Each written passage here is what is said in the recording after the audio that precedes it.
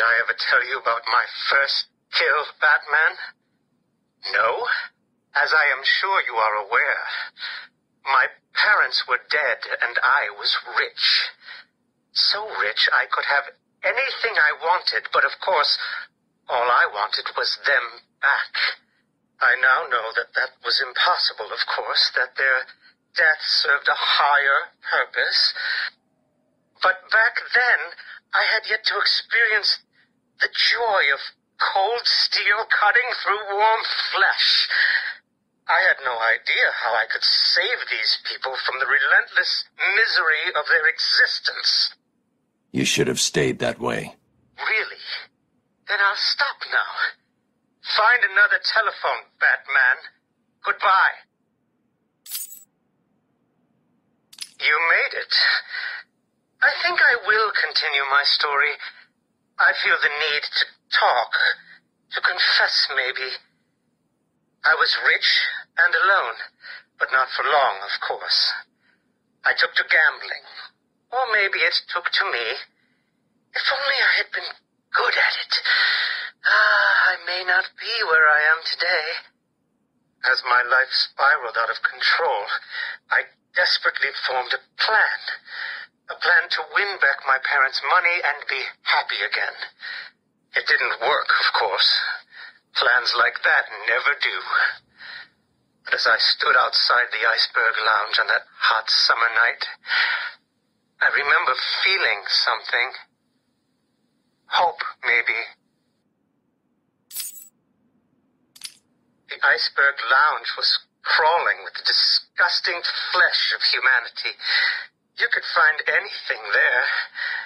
If you had the money, of course. At the beginning, I seemed to be winning.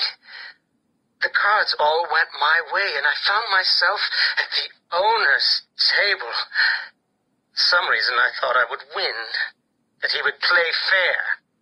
I looked around the table. I saw the people I was against.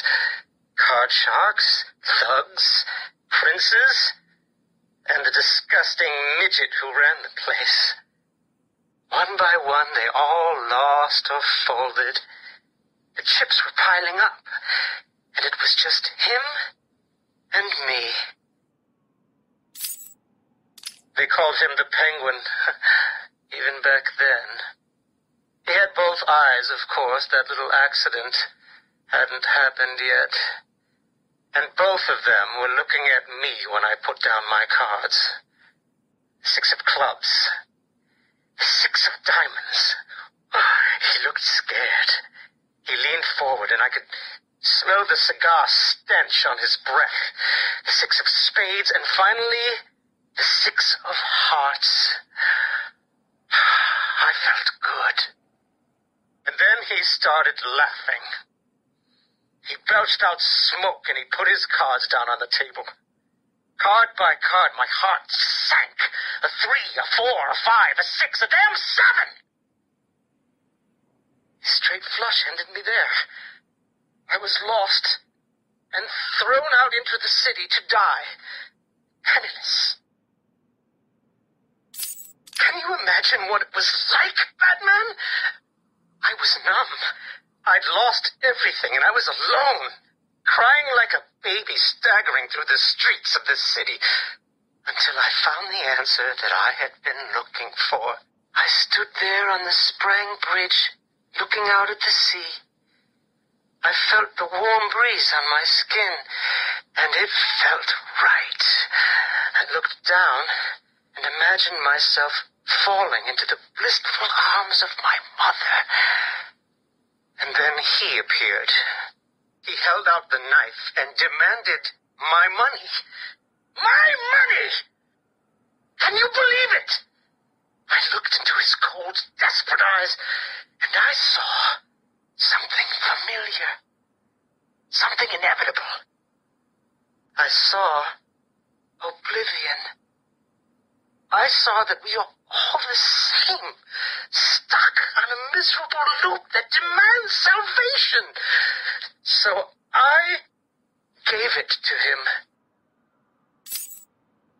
Can you imagine the vagrant's surprise when I grabbed his knife from his hands? It was instinctive. It was beautiful. In one movement, I sliced out his throat and gave him the gift of salvation. It happened so fast, but I felt every joyous sensation.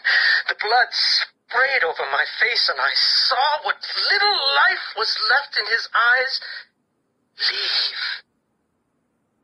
But then it was over. I felt lost, like it had been meaningless, that no one would acknowledge my sacrifice. And then it happened. Without realizing what I was doing, I plunged the knife into my forearm and cut deep. It was incredible. I felt my body elevate to a higher place. It had become a temple.